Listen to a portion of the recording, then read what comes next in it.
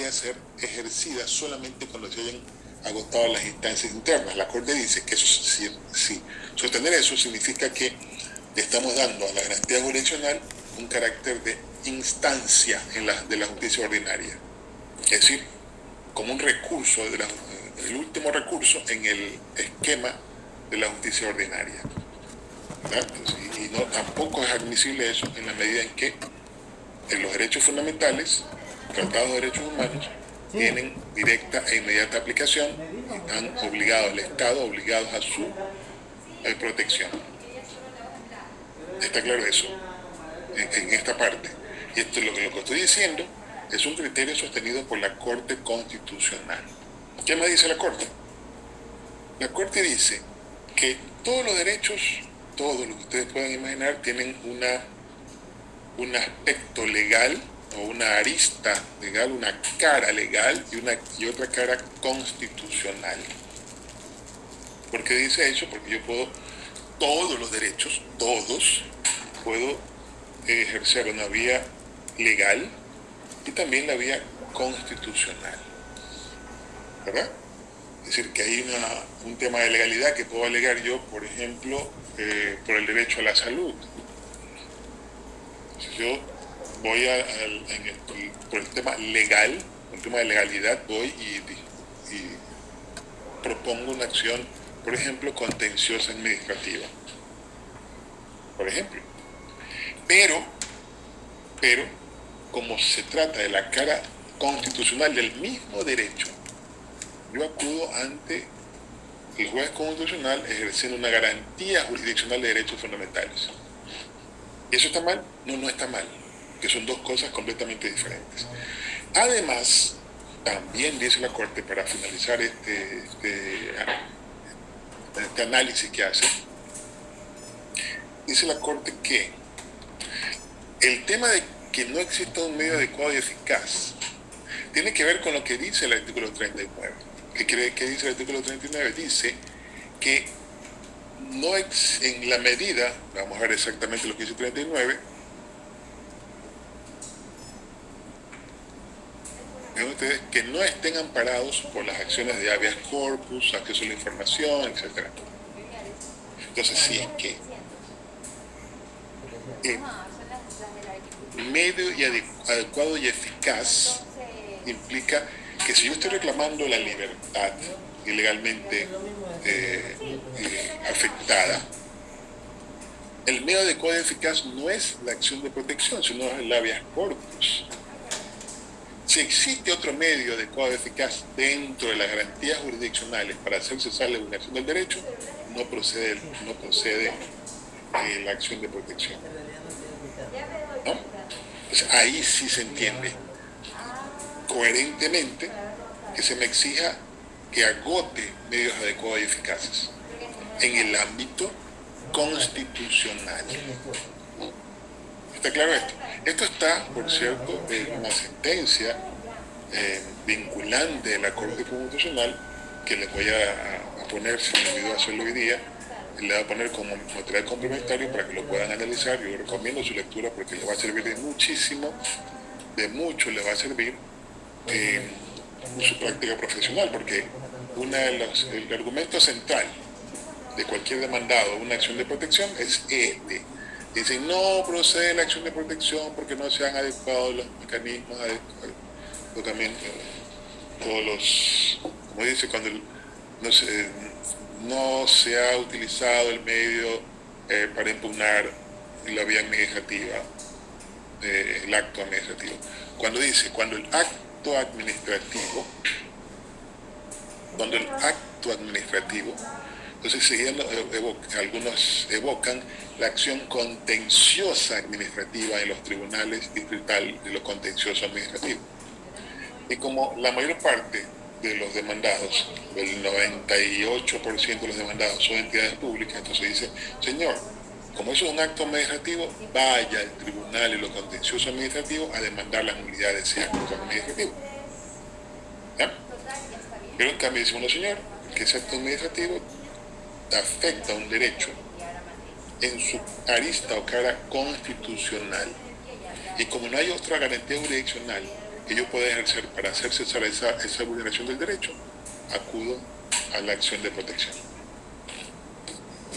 ¿Sí está claro esto? ¿Hay alguna duda sobre lo que acabo de señalar, de lo que dice el artículo 42.4 de la Ley Orgánica de Garantías Jurisdiccionales y Control Constitucional?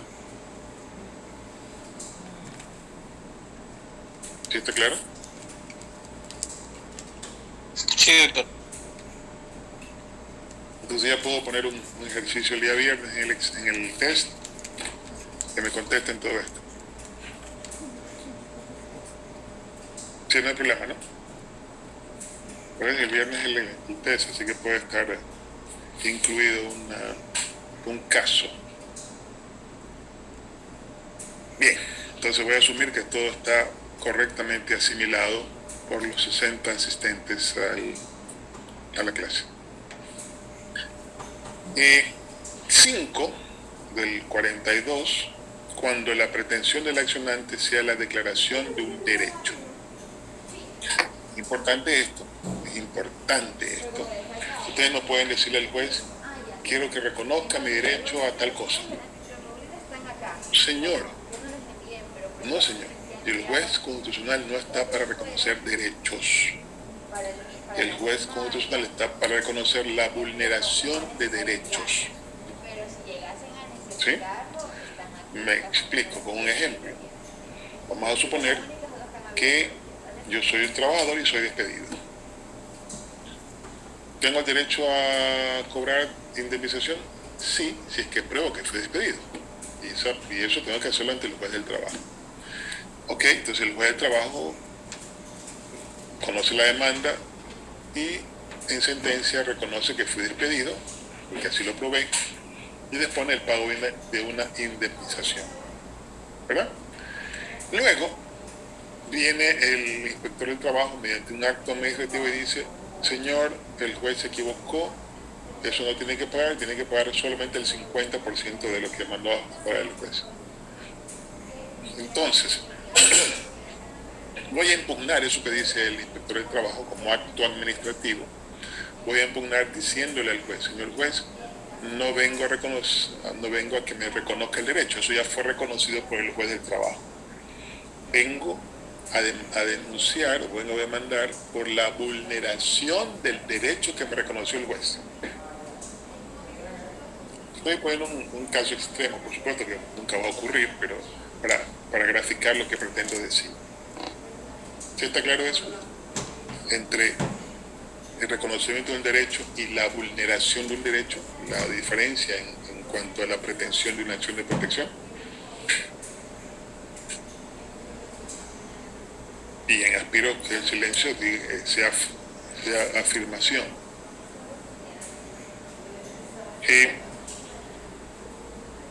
6, cuando se trata de providencias judiciales. Yo no puedo proponer una acción de protección contra una providencia judicial. Ninguna providencia judicial. Entonces, las providencias judiciales pueden ser objeto de recursos, de aclaración, de ampliación, pueden ser objeto de revocar. Pido que se revoque, pero no puedo proponer una acción de protección contra una providencia judicial. Expresamente, lo dice el 42.6. No procede cuando se trate de providencias judiciales. Están los recursos que establece la ley para contra la providencia, ¿no? Que acabo de señalar, recursos horizontales o verticales, ordinarios y extraordinarios. Esto no es un mecanismo de impugnación de providencias judiciales. 7, cuando el acto u omisión emane del Consejo Nacional Electoral y pueda ser impugnado ante el Tribunal Contencioso Electoral. Doctor, disculpe, buenas noches. En el 6, cuando se trate de providencias judiciales, ¿qué son las providencias judiciales? Disculpe. Son los mecanismos mediante los cuales los jueces se pronuncian en el desarrollo de los procesos. Entonces, una providencia judicial es la sentencia, una auto de calificación, un decreto de despacho de la causa, hasta una providencia es en la respuesta a un pedido de copias que hago yo. Todo el juez se pronuncia mediante providencias judiciales, ¿no? Entonces las providencias pueden ser autos, sentencias, decretos. ¿Está claro?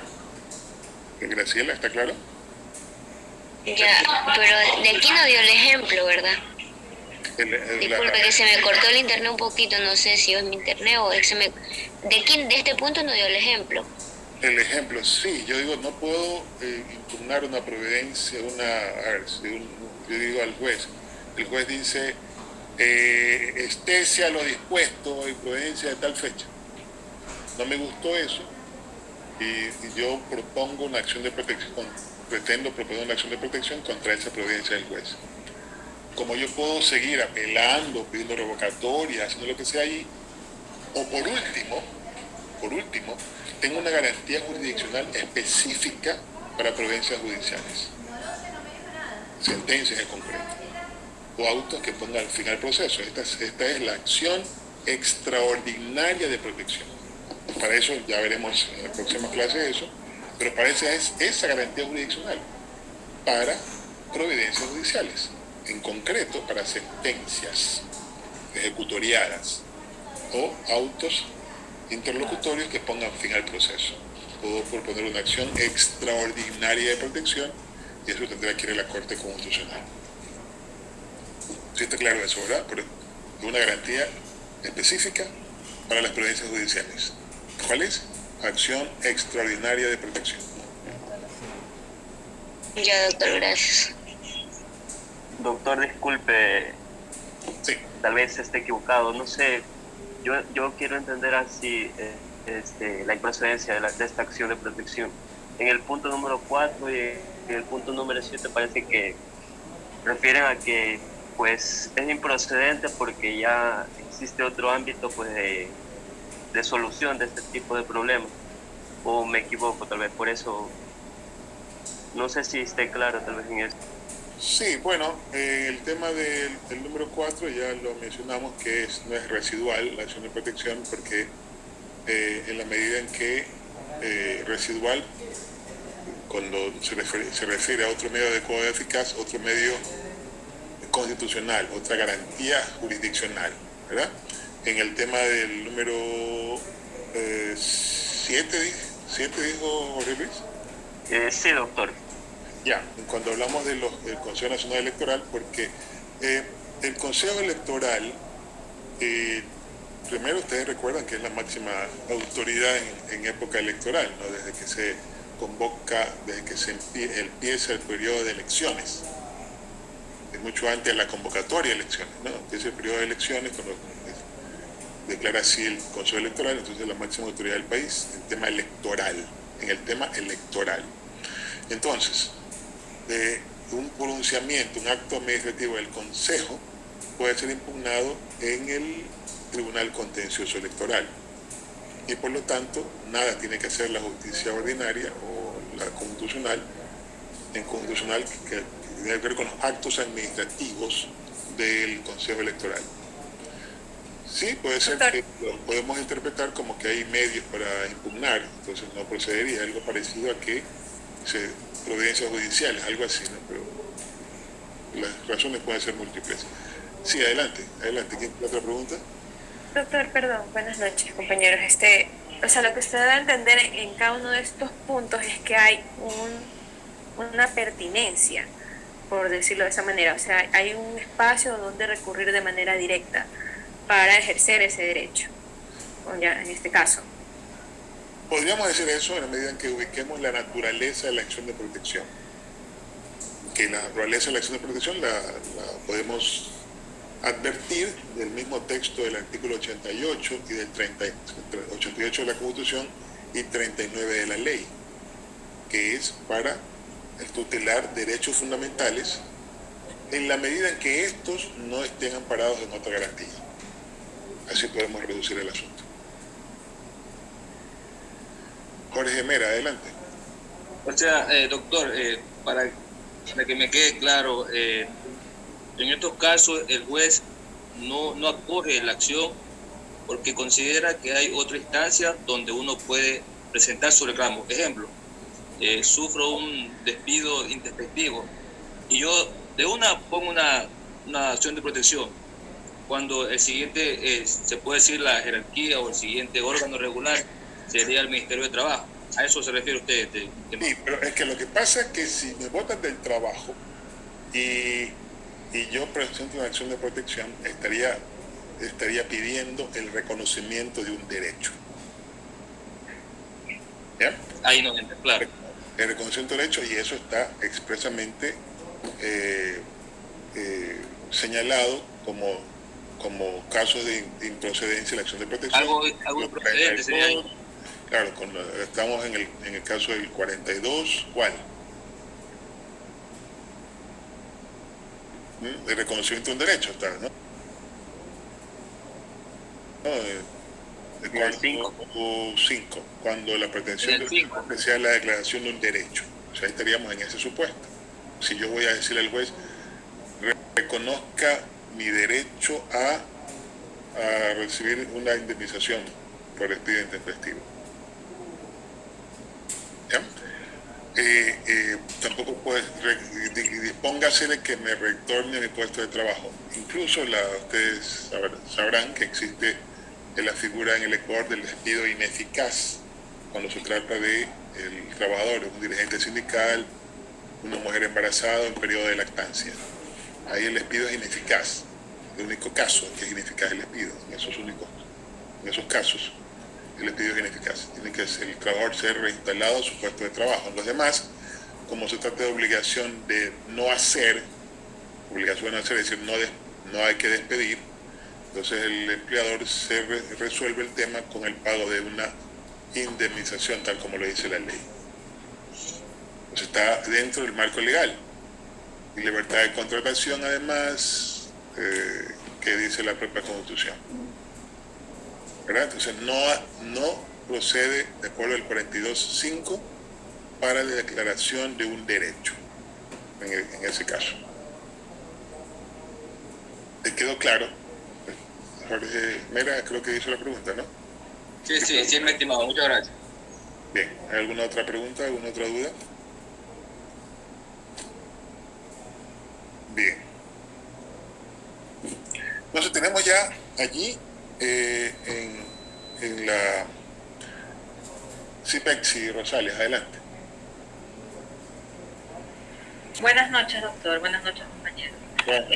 Pregunta es la siguiente. La acción de protección solamente se la puede aplicar cuando existe violación de derechos constitucionales y si es una violación de derechos humanos, ¿procede o no procede la acción de protección? A ver, lo que pasa es que los derechos humanos son los mismos derechos constitucionales, solo que los derechos constitucionales son derechos humanos que están en la Constitución. Todos son derechos humanos los que están en la Constitución: derechos humanos al trabajo, derechos humanos a la vida, derechos humanos a la libertad, derechos humanos es al debido proceso. Estos derechos humanos son los que están, esos derechos humanos trasladados a la Constitución, positivados, dice la doctrina. Los derechos humanos positivados, entonces ya se convierten en derechos humanos, se transforman en derechos fundamentales o derechos constitucionales. ¿Quedó claro? Listo, sí. Fabián Moreira, adelante. Doctor, buenas noches. Tenía una duda en cuanto a lo que es lo del trabajo que decía el compañero, que no podía presentar una acción de... Se mutió, Fabián, no escuchamos. Ya, disculpe. En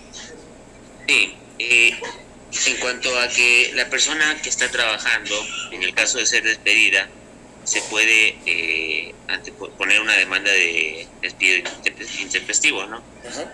Entonces, ¿por qué yo no podría poner una acción de protección también? Para reclamar cuál sería el derecho vulnerado. Del trabajo, doctor. Derecho al trabajo. Ya, pero allí hay un tema. Ahí hay otros derechos fundamentales también. Cuando hablamos de derecho al trabajo, hablamos del derecho a la libre contratación. Incluye al trabajador, el contrato de trabajo, me refiero, libertad de contratación. libertad de empresa, derecho a la propiedad.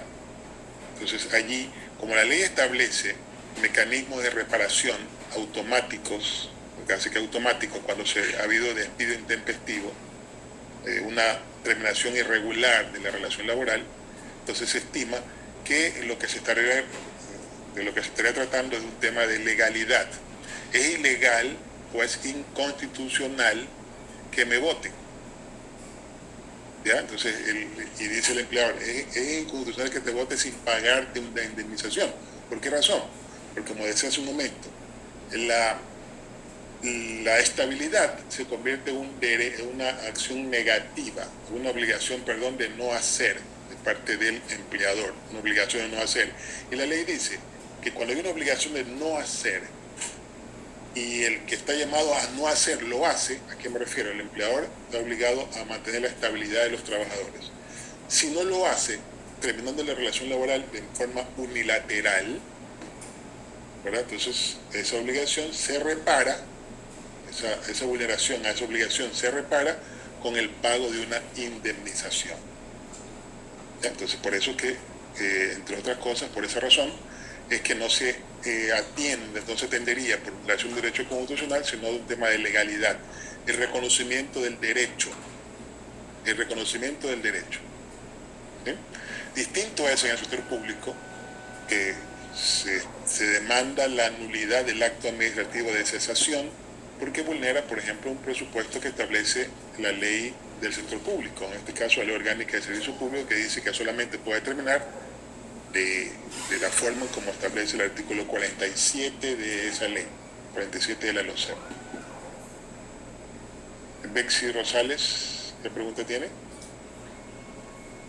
Doctor, le preguntaba era porque muchas veces se ha visto casos en que se tiene que llegar hasta la Corte de Derechos Humanos para que pueda proceder, como para poder pedir justicia o poder pedir solución en un caso. Entonces, si son los mismos derechos reconocidos en la Constitución, porque muchas veces se llega a estos extremos. Ya, porque primero uno va al sistema interamericano de derechos humanos por vulneración de la Convención Interamericana de Derechos Humanos. Y en la propia convención dice que se aplicará cuando se hayan agotado todas las instancias internas, salvo que, por ejemplo, haya denegación de justicia. Y hay denegación de justicia. Si yo un tema que aquí lo revisamos, no sé si lo revisamos, ahí el tema del plazo razonable, no sé si lo revisamos aquí, plazo razonable, creo que no fue aquí. Pero hay, como parte del debido proceso, dice el artículo 75 y 76 de la Constitución, que habla del debido proceso, que tengo el derecho a la tutela judicial efectiva oportuna de mis derechos.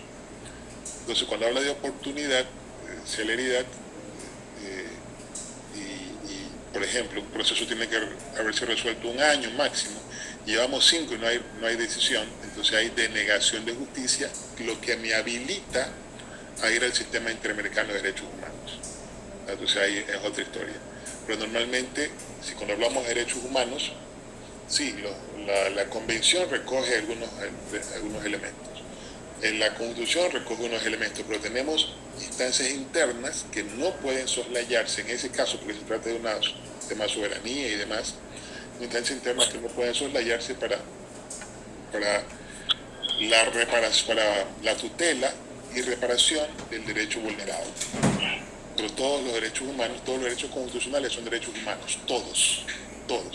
Piensen en uno, bueno, tal vez los derechos de la naturaleza no son humanos, pero no hay un ser humano, bueno, aunque sí dicen que hay seres humanos, nosotros somos parte de la naturaleza, somos seres humanos, los derechos de la naturaleza son derechos nuestros también, según esa concepción. Estela Vinces y luego Fernando Vilela, por favor, adelante. Sí, buenas noches, doctor. Compañero, una consulta. Un compañero puso una demanda de un despido ineficaz, pero fue a la audiencia y la jueza medio leyó el caso y le dijo no procede. Así, inmediatamente. O sea, él fue despedido en el tiempo de la pandemia y aún la empresa sigue laborando. Despido ineficaz, en eso, lo que pasa es que el despido ineficaz tiene, dije hace un momento, situaciones de aplicación. Se aplica para cuando se ha despedido un dirigente sindical. Sí, era dirigente sindical. O una mujer en periodo de lactancia. Si él prueba que es un dirigente sindical y lo han despedido y está dentro del término para oponerse a eso, ejerciendo la acción de despido ineficaz, pues tiene que concederlo el juez. Pero ahí que tiene que, no, perdón, es que le interrumpa, pero nuevamente tiene que poner la demanda o tiene que, ¿qué es el siguiente paso? Porque a primera instancia el juez le negó. Pero dijo que no procedía, que no era un despido ineficaz, que lo votaron en la pandemia y que no dijo nada. Es que el tema de que habían votado en pandemia no lo hace ineficaz el despido. Ajá, no le hace, pero así. No, el criterio que habían votado en pandemia no hace que el despido sea ineficaz. Y fueron 8 compañeros que estuvieron así y fue al único que le negaron o ha de ser porque le tocó una jueza indistinta a los otros compañeros, pero fue el único que le negaron al despido ineficaz y hasta el momento está peleando, pero no llega en nada. No sabría decir qué ocurrió porque no conozco los términos en que se propuso la demanda ni los términos en que se dictó sentencia, pero normalmente el despido ineficaz procede en estos 3 casos, únicamente en esos 3 casos. Dirigente sindical, mujer embarazada o periodo de lactancia. ¿Y en qué tiempo qué tiempo dura para que sea un despido ineficaz? 2 meses después del despido tiene que interponer la acción, de lo contrario pierde la posibilidad de demandar eso. Puede demandar despido intempestivo, pero no despido ineficaz. Y el despido intempestivo tiene el objetivo de reclamar una indemnización, no reintegro al puesto de trabajo como la primera acción. O quizás en el último de los casos puede cambiar la demanda, porque también lo sacaron y no le dieron nada de liquidación ni por todo el tiempo de servicio. Una acción por despido intempestivo, que es otra cosa, ¿cierto? Persigue el pago de una indemnización. En el despido ineficaz hay el reintegro del puesto de trabajo y el cobro de una multa al empleador que ha violentado la estabilidad reforzada de esas personas, dirigentes sindicales, mujeres embarazadas o en periodo de lactancia. Ya. Ok. Gracias, profesor. Muy bien. Fernando Vilela, adelante. ¿Qué pregunta tiene? Buenas noches. No solamente con respecto al tema, solamente con respecto a la materia. Solo una pregunta. ¿Por qué en Constitucional 1 usted nos puso más o menos unas 6 tareas y hubieron casi 4 foros? Y ahorita en Constitucional 2 solamente ha habido un foro y 2 tareas, excepto la investigación. Esa era mi pregunta, porque no sé si que no la puedo subir o si ya no va a subir más. No, las 3 tareas para este personal son las que van a desarrollar ustedes. Ya, no ven por más nada de esas cosas porque no está cortando la opción de recibir un punto. No escucho muy bien. Sí, me refiero que al que no ha habido foro y no hay más tareas, no está cortando la opción de recibir más puntos, obviamente. De recibir más puntos, ok. Porque bueno, el diseño de este curso. ¿Mandé? El diseño de este curso es. Entonces van al examen y sacan 20. Ya. Pero ese no es el caso de todos los estudiantes. Podría ser. A eso me refiero. A uno quizás le favorece, pero a otros le perjudica. Bueno, ok, lo podemos discutir eso con la directora de carrera. Terminamos las clases, por favor. Karen Caicedo tiene una pregunta, adelante.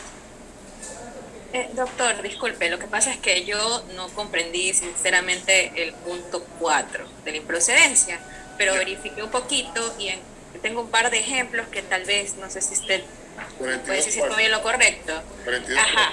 A ver. Sí, del 42.4. Ajá. Por ejemplo, este es un acto administrativo de un ente gubernamental, pues el municipio, que normalmente pone una sanción porque no he pintado mi casa, un ejemplo supuesto, ¿no?